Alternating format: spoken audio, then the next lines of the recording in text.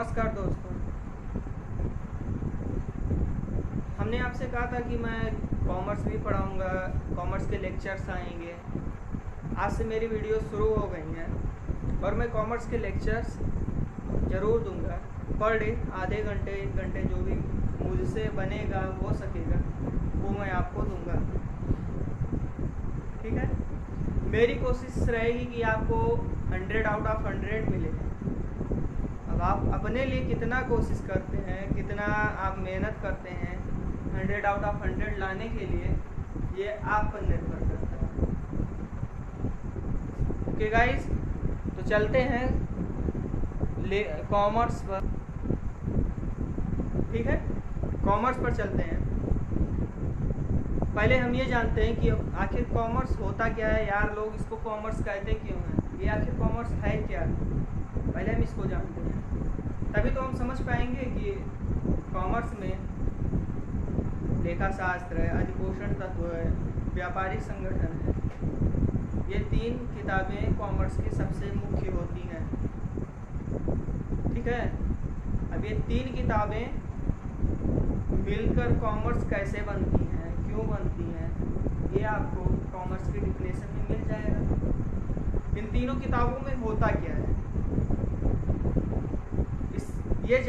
ये बताने से पहले हम आपको ले चलते हैं कॉमर्स क्या है।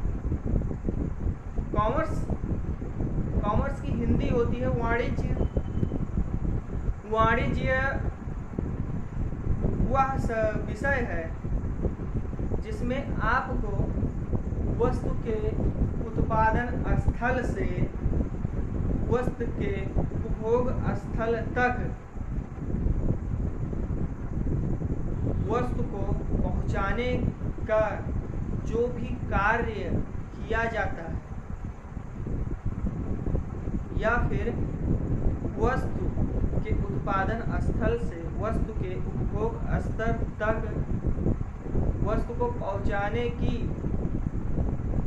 क्रियाओं का योग जो है आपका कॉमर्स, इसकी हिंदी होती है वाणिज्य कहलाता है। ठीक है, अभी आपने क्या जाना, वाणिज्य वह विषय है जो हमें बताता है कि वस्तु जहाँ उत्पादित की जा रही है, जहाँ बनाई जा रही है, जहाँ मैन्युफैक्चर की जा रही है, वहाँ से उपभोग स्थल तक ले जाने की सभी क्रियाओं का योग वाणिज्य कहलाता है। तो इसमें हमें यही प्रक्रिया बताई जाती है कि जैसे फैक्ट्री में तो सामान मतलब बन रहा है, अब ये दुकानदार के पास पहुंचना है, तो दुकानदार ऐसे थोड़ा ना ले लेगा, पहले वो फ़ोन करेगा, बात करेगा, उसके बाद में अगर उसको सामान पसंद आया तो वो बुक करेगा, भाई बुक कर दो, इतना एडवांस ले लो, बाकी मैं बाद में दे दूँगा। नहीं, पूरा एडवांस ले लो, या मैं पैसे बाद में दूंगा, कुछ भी बोलता है, लेकिन बुक कर लेता है सामान। और वो सामान किससे आता है, ट्रेन से आएगा, ट्रक से आएगा, बस से आएगा, अगर छोटा सा है तो किसी टैक्सी से आ जाएगा, ज़्यादा दूर नहीं है टैक्सी से आ जाएगा, बहुत ज़्यादा दूर है तो अगर बहुत छोटा सा सामान है और दूर से आना है तो कुरियर पार्सल वो कंपनी वाले कर देंगे। बहुत सारी व्यवस्थाएं हैं ना। ठीक है, उसके बाद में जब कुरियर आ जाएगा तो आप उसे पैसा देंगे, या फिर अगर आपका यही बिजनेस है तो फिर आप मैनेजमेंट करते रहेंगे पैसे के लेन देन का। ठीक है, तो जो भी सामान आप मंगाएंगे कंपनी से उसको एक जगह नोट तो करेंगे। यही सारी प्रक्रियाओं को कॉमर्स बताता है कि आपको आने वाले समय में जो है नुकसान ना झेलना पड़े, या फिर जहाँ भी आपको नुकसान होने वाला हो वो पहले ही सूचित करता है। हमारे बिजनेस लाइफ में कॉमर्स ये समझ लीजिए सबसे इम्पोर्टेंट चीज़ है। तो मैंने अभी कॉमर्स यानी वाणिज्य की परिभाषा क्या बताई है। वाणिज्य वह विषय है जिससे हमें ज्ञात होता है कि वस्तु के उत्पादन स्थल से वस्तु के उपभोग स्थल तक वस्तु को पहुंचाने की सभी क्रियाओं को हम वाणिज्य कहते हैं। या सिंपल सी भाषा में कह लीजिए, वाणिज्य उन सभी क्रियाओं का योग है जो वस्तु को उत्पादन स्थल से उपभोग स्थल तक पहुंचाती है। 5 मिनट में आपको सारा मतलब कॉमर्स कहना क्या चाहता है ये आपको कंप्लीट हो गया होगा। ठीक है, अब इसका एक फार्मूला होता है C = T + T। ठीक है, C = T प्लस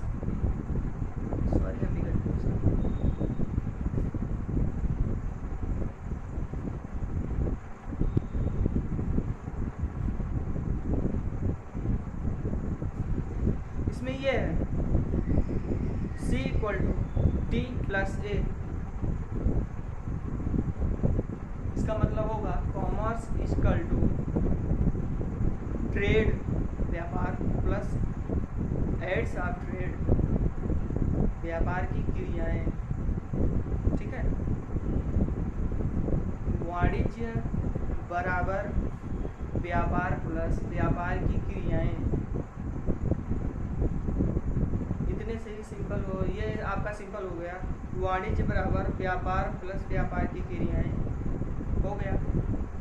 आइए समझते हैं इससे कुछ संबंधित चीज़ें, जैसे उसको क्या कहते हैं, जो एड्स ऑफ ट्रेड है, यानी कि जो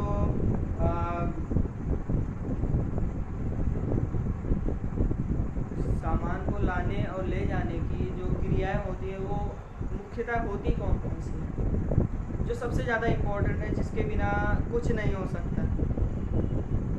उसमें से पहला है संदेश वहन। मैंने बताया आप कंपनी वालों को फ़ोन करेंगे या कहीं भी फ़ोन करेंगे, भैया मुझे सामान चाहिए, वो अपने तरीके से आपको समझाएगा, फिर आप उससे कहेंगे भाई मेरा सामान बुक कर दो, मुझे पसंद आया है। ठीक है, ये किसके अंतर्गत आता है, संदेश वहन के अंतर्गत आता है। अगला क्या है, जब आप उसको बुक कर लेंगे तो उसको आपके दुकान तक आने के लिए क्या ज़रूरत है, टैक्सी, साइकिल, अरे साइकिल मान लो, मोटरसाइकिल मान लो, वाहन तो हुआ, परिवहन हुआ, यातायात हुआ। तो दूसरे नंबर पर क्या आ जाता है आपका, यातायात। पहले नंबर पर संदेश वहन, दूसरे नंबर पर यातायात। अब आइए तीसरे नंबर पर समझते हैं जो बड़े व्यापारी लोग होते हैं। जैसे कोई व्यापार करता है और कंपनी से अपने सामान को खरीदता है, बेचता है, तो क्या करता है कि व्यापार की तरफ से जो बीमा बनती है उसको कहते हैं बीमा सेवाएं। ठीक है, वो बनवा लेता है कंपनी की तरफ से। कि जैसे मान लिया आपका सामान आ रहा है, आप बैठे गोंडा में, आपका सामान लखनऊ से आ रहा है, खुदा ना खास्ता, ईश्वर ना करे, कहीं रास्ते में जिस भी गाड़ी से आ रहा है गाड़ी पलट जाए, सामान वेस्ट होने वाला हो, वेस्ट हो जाए, खराब हो जाए, वो तो पैसा आपका डूब जाएगा। पैसा ना डूबे इसके लिए जो व्यापारी होते हैं वो पहले बीमा सेवाएं बनवा लेते हैं, मतलब बनवा देते हैं, जिससे उनका पैसा ना डूबे। कंपनी अगर उनका सामान आ रहा है और वो पलट गया, ट्रक, ट्रेन, कुछ भी पलट गया, ठीक है, सामान खराब हो गया, सामान बर्बाद हो गया, तो कंपनी उसे दोबारा सामान दे सके नहीं, दे। बीमा सेवाएं इसीलिए होती हैं कि इन सभी दिक्कतों से उसे कोई हानि ना पहुंचे। बीमा सेवाएं के बाद अब आता है आपका जो है बैंकिंग सेवाएं।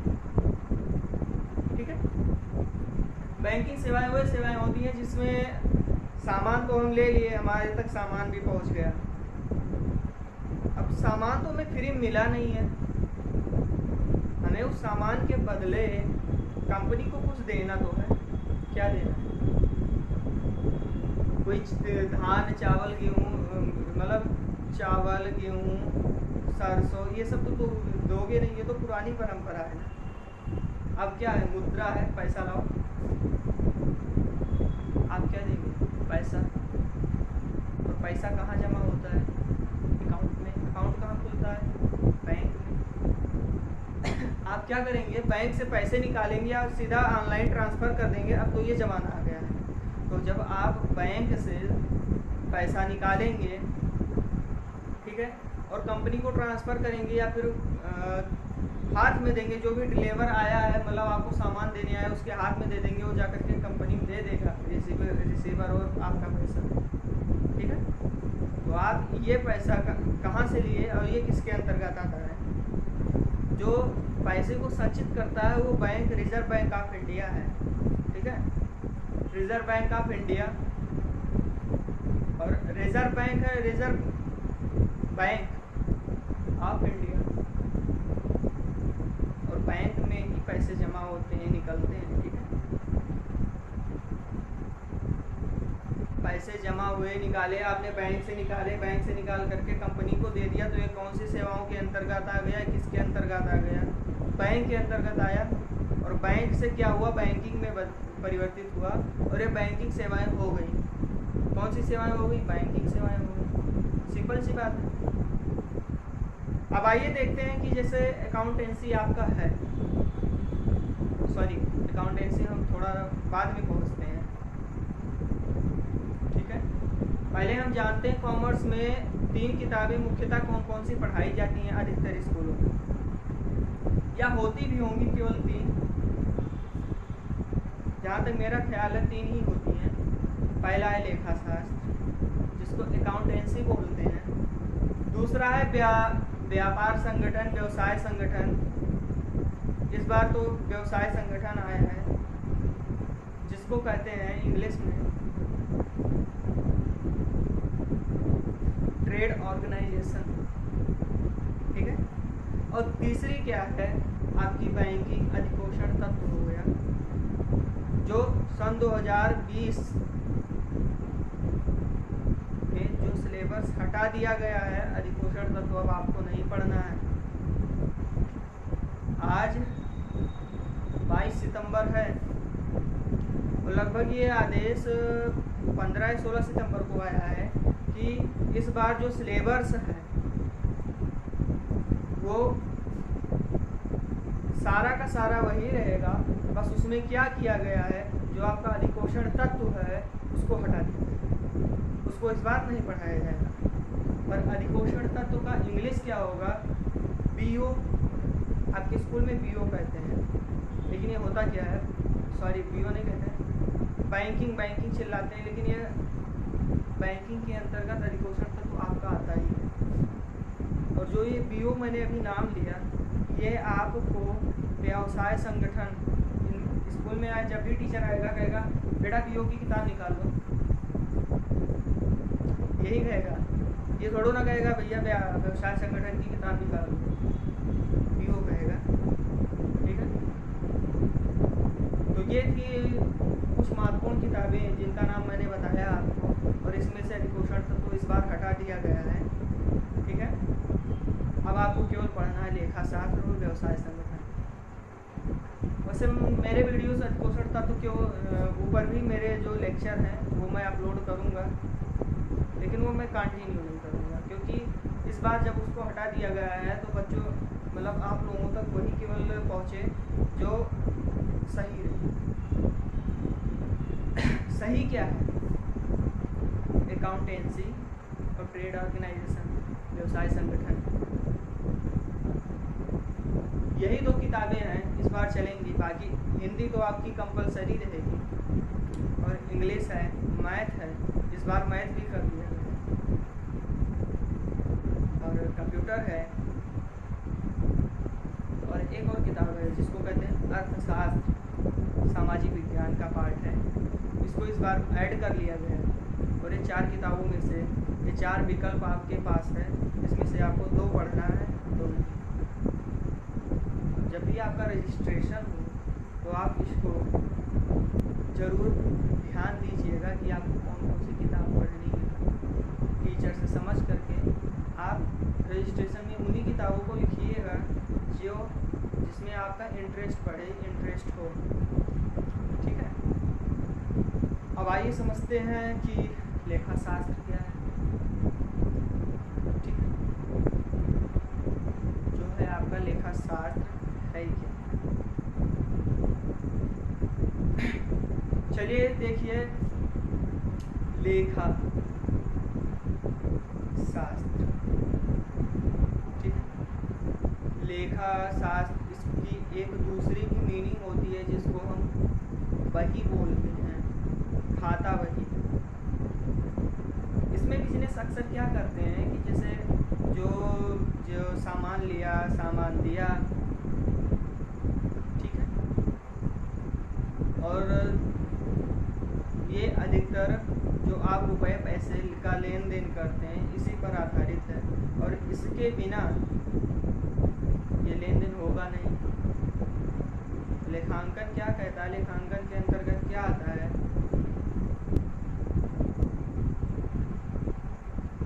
क्रय तथा विक्रय और मुद्रा, इन्हीं तीनों के बारे में आप लेखा शास्त्र के अंतर्गत, लेखांकन के अंतर्गत पढ़ेंगे। लेखा शास्त्र का एक लेखांकन दूसरा नाम है, ठीक है, जो आपको बुक्स के अंतर्गत मिलेगा। और आपका दूसरा जो किताब है व्यवसाय संगठन, इसमें ये बताया जाता है कि व्यापार को आप किस तरीके से मैनेज करते हैं, संभाल कर रखते हैं। जैसे कोई होता नहीं है कि जैसे कोई ख़राब होने वाली चीज़ रहती है, आप उसको संभाल कर रख देते हैं, कहीं ये ख़राब ना हो जाए। उसी तरीके से व्यवसाय संगठन में बताया जाता है कि मतलब आप अपने सामान को, आप अपने कस्टमर को ऐसे हैंडल करें जिससे वो गुस्सा होकर के भाग ना जाए या फिर आपसे उधार ले करके चला ना जाए।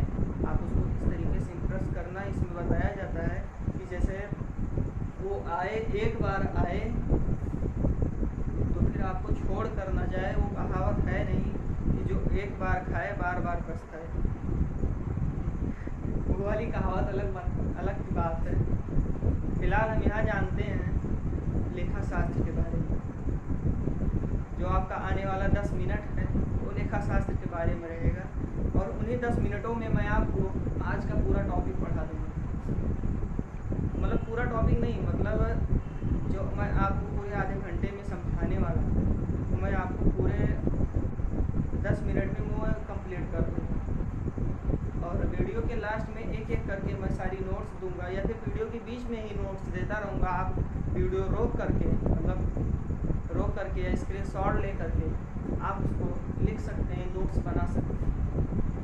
ठीक है, आइए जानते हैं लेखा शास्त्र के बारे में, आखिर वो होता क्या है।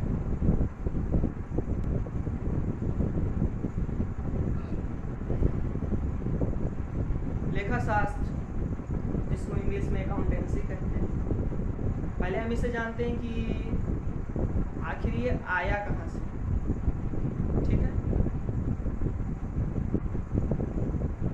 तो पहले अकाउंटेंसी मतलब अकाउंटेंसी का जन्म कब हुआ, मतलब ये कब समाज के बीच में आया, कब इसकी घोषणा हुई कि ये अकाउंटेंसी है, ये लेखा शास्त्र है, ये खाता बही है। ठीक है, ये हुई थी सन 1494 में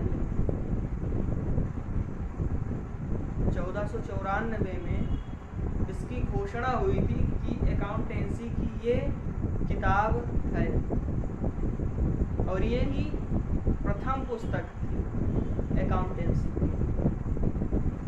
आइए जानते हैं कि अकाउंटेंसी की खोज किसने की। अकाउंटेंसी की खोज लूकस पैसियोली ने की थी। अकाउंटेंसी की खोज लूकस पैसियोली ने की थी सन 1494 में। ठीक है, अब सवाल आपके मन में ये आना चाहिए कि लूकस पैसियोली जो है वो कहाँ के रहने वाले हैं। ठीक है, लूकस पैसियोली जो है इटली का रहने वाला है।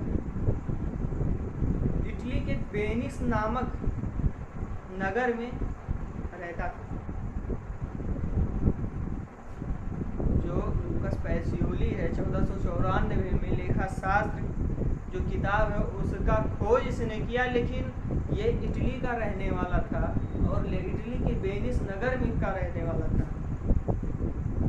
ठीक, अब आइए जानते हैं इसकी खोज आखिर हुई कैसे। मतलब कोई आधार तो था नहीं कि नहीं एक किताब लिखी जाए जिसमें लेखा शास्त्र ही दिया हो, ऐसा कुछ था नहीं। तो लूकस पैसियोली ने क्या किया था, एक गणित की किताब का मतलब कि गणित की किताब लिख रहे थे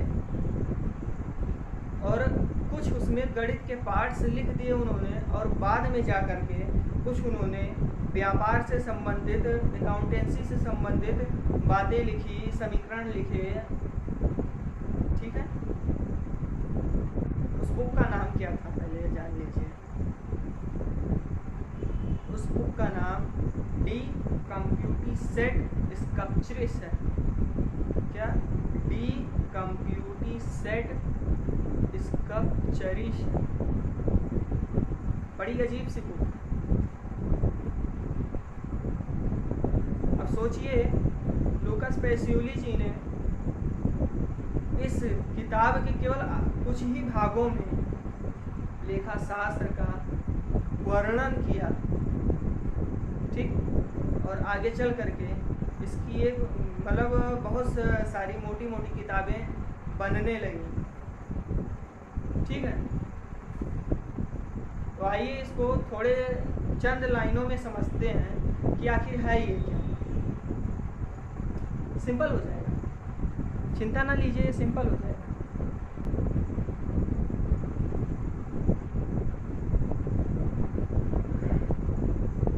आइए समझते हैं कि ये है क्या है। पहले हम समझ लेते हैं एक लाइन में। लेखा शास्त्र की खोज सन 1494 में लूकस पैसियोली के द्वारा हुई थी, जो इटली के वेनिस नामक नगर के रहने वाले थे। इन्होंने पहले दी कंप्यूटिसेट स्कल्पचरिस बुक का निर्माण किया, जिसमें इन्होंने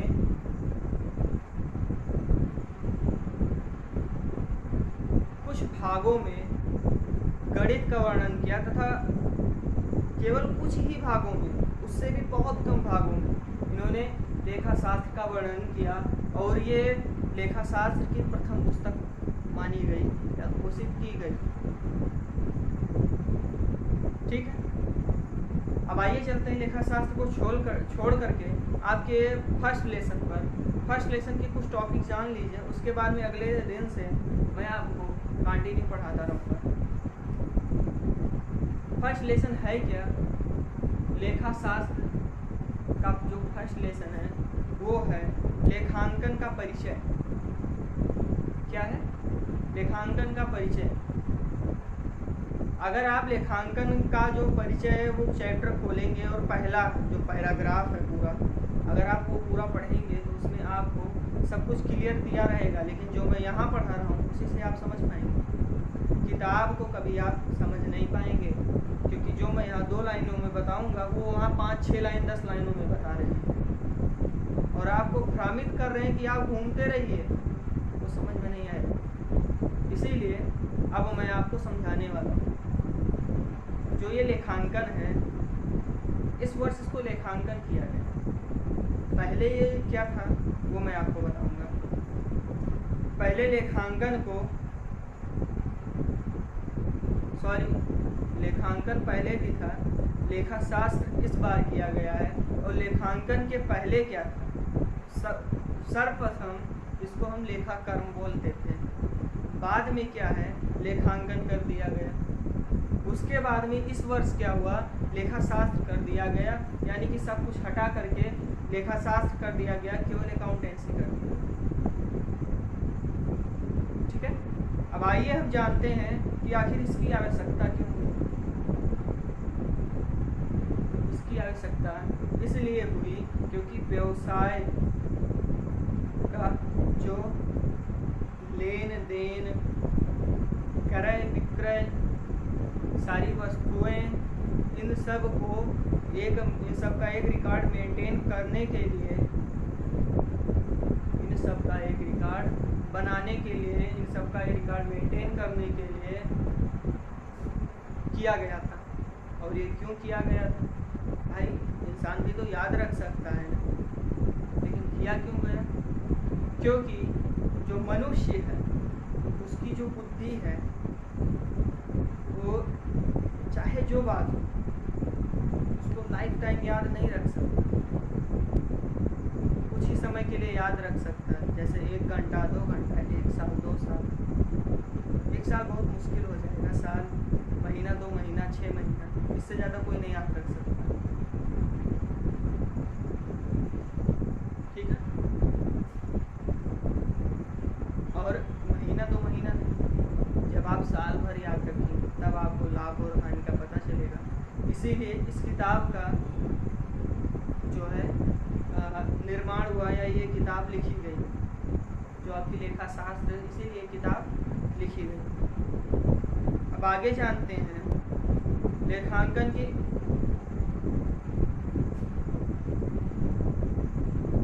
उत्पत्ति। आपका हेडिंग होगा, नए वाले बुक में नहीं, पुराने वाले बुक में होगा।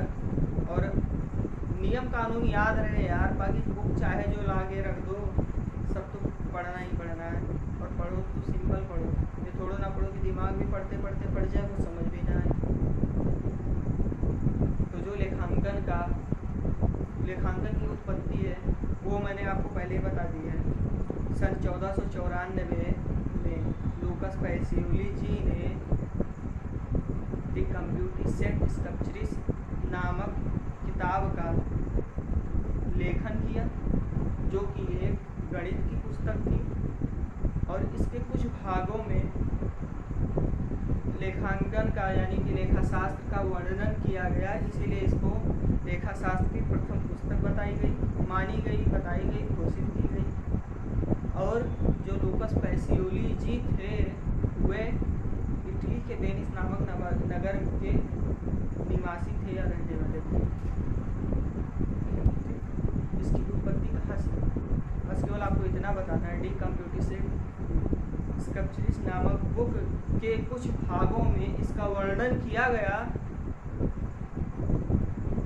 जिससे डी कंप्यूटिसेट स्ट्रक्चर्स लेखांकन या लेखाशास्त्र की प्रथम पुस्तक बताई गई, मानी गई, घोषित की।